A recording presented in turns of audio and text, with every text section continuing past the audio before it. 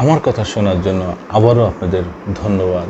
দরবেশ বাবা সালমান এফ রহমান কি পরিমাণ দুর্নীতি যে করেছে বাংলাদেশে, সেটা মানে চিন্তাই করা যাবে না, মাথা চুল পড়ে যাবে এটা চিন্তা করতে গেলে। বাংলাদেশি টাকা, বাংলাদেশের টাকা, সরকারের টাকা, বাংলাদেশ ব্যাংকের টাকা, 7টা ব্যাংকের টাকা তিনি লুটপাট করেছেন, তিনি বিদেশে পাচার করেছেন। কিভাবে হলো, কিভাবে সম্ভব? এই দরবেশ বাবা কি না করেছেন এই বাংলাদেশে বসে। একক মানে ভাবে উনি বাংলাদেশের পুরো একদম তলানিতে নিয়ে গেছেন, একদম তলানিতে। বাংলাদেশের রিজার্ভের টাকা, বাংলাদেশের একটা দেশের রিজার্ভের টাকা, সেটা উনি পাচার করে ফেলেছেন। কি অবস্থায় এই বিষয়ে দেখেন প্রথম আলো কি বলেছে একটু শুনেন। বাংলাদেশ থেকে পণ্য রপ্তানি করেছেন পিতা। এই পণ্যের কাঁচামাল কিনতে রিজার্ভ থেকে ডলার ধার দিয়েছে বাংলাদেশ ব্যাংক। একটু ভালো করে বোঝেন, সেই পণ্য দুবাই বসে কিনেছে পুত্রের প্রতিষ্ঠান, মানে দরবেশ বাবার ছেলের প্রতিষ্ঠান। নির্ধারিত সময় সেই অর্থ দেশে আসেনি। এভাবে সংযুক্ত আরব আমিরাতে, দুবাই সহ 3টি দেশে আটকে গেছে প্রায় 8 কোটি ডলার। বর্তমানে বাংলাদেশি মুদ্রায় যার পরিমাণ 957 কোটি টাকা। এবার বোঝেন পিতা পুত্রে কিভাবে এই বাংলাদেশটারে মুড়ির মুয়া বানায় ফেলেছে। আর তার একমাত্র সহযোগী তখনকার প্রধানমন্ত্রী, সাবেক প্রধানমন্ত্রী শেখ হাসিনা। তিনি এই মূল নাটের গুরু, এই মূল হোতা হচ্ছে শেখ হাসিনা। আর এইগুলো তার দোসর, তার দালালরা কিভাবে বাংলাদেশটারে ফুতুর বানিয়ে দিয়েছে, এটা কি চিন্তা করা যায়? বাপ ছেলে মিলে বাংলাদেশটারে কি পরিমাণ ধ্বংসর শেষ প্রান্তে পৌঁছাই দিয়েছে। রপ্তানির আড়ালে অর্থ পাচারের এই আয়োজন সম্পূর্ণ করেছে বেক্সিমকো গ্রুপের ভাইস চেয়ারম্যান ও সাবেক প্রধানমন্ত্রী শেখ হাসিনার উপদেষ্টা সালমান এফ রহমান এবং তার ছেলে শায়ন ফজলুর রহমানের দুবাই ভিত্তিক প্রতিষ্ঠান RA গ্লোবাল।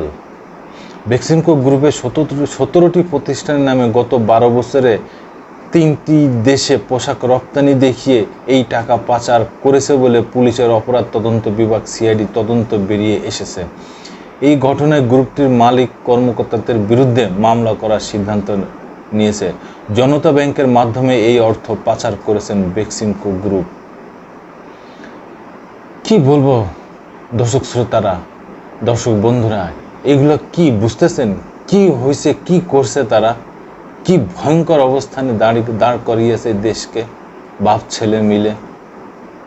আর তাকে সহায়তা করেছে জনতা ব্যাংক। রাষ্ট্র মালিকানাধীন জনতা ব্যাংকের শীর্ষ ঋণ গ্রহীতা বেক্সিমকো গ্রুপ। ব্যাংকটির বেক্সিমকো গ্রুপের ঋণ প্রায় 25,000 কোটি টাকা। এর মধ্যে 18,000 কোটি টাকা খেলাপি হয়ে পড়েছেন।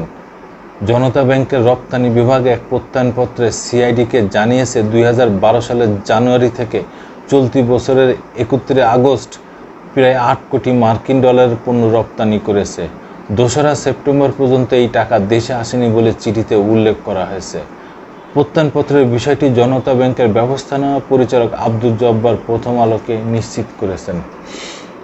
এত বড় একজন ঋণ খেলাপি, তারপরেও তাকে ঋণ দিয়েছে জনতা ব্যাংক এবং সহযোগিতা করেছে বাংলাদেশ ব্যাংক।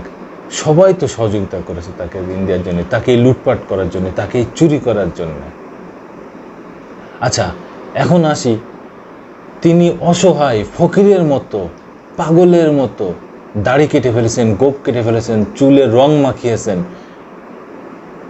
ছেঁড়া লুঙ্গি পরেছেন, ছেঁড়া টি-শার্ট পরেছেন, তাতে আবার কাদামাটি মাখানো। সেই অবস্থায় উনি রাজধানী সদরঘাট দিয়ে নৌকায় করে কোথায় যেন পালিয়ে যাচ্ছিলেন।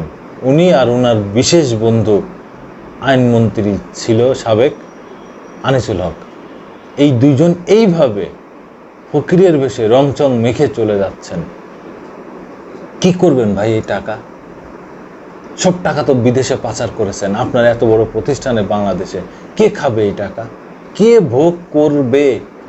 আপনি তো ভাই কবরে নিয়ে যেতে পারবেন না, আপনার ছেলেও তো কবরে নিয়ে যেতে পারবে না, কেউ তো কবরে নিয়ে যেতে পারবে না। সবটাই দেশে রেখে যাবেন, তাহলে কেন লুটপাট করলেন? যদি ভোগই না করতে পারেন, যদি সেগুলো কাজেই না লাগাতে পারেন, যদি সেগুলো দেখেই না যেতে পারেন, কি করবেন এই টাকা? কি করবেন? এখন তো জেলখানায় আছেন, সরকারি অন্ন ধ্বংস করতেছেন, কি করবেন ভাই এই টাকা? বউ ছেলে মেয়ে নিয়ে খাবেন? এই 16 কোটি জনগণের কষ্টের ট্যাক্সের টাকা, ঘাম রক্ত ঘাম করা টাকা আপনারা লুটপাট করে নিয়ে গেলেন। সেই টাকার উপরে রাজত্ব করবেন, সেই টাকার উপরে ভোগবিলাস করবেন, সেই টাকার উপরে আরামায়েশ করবেন, সেই টাকার উপরে বাংলাদেশের মানুষের কষ্ট লুকিয়ে আছে, তার উপরে আপনারা সারা বিশ্বে দাপিয়ে বেড়াবেন, ঘুরে বেড়াবেন। একটা সময় এর শেষ হবেই, একটা সময় এই রাজত্ব ভাঙবেই। আবার আসবো নতুন কোনো কথা নিয়ে, নতুন কোনো ঘটনা নিয়ে। আমি প্রিন্স।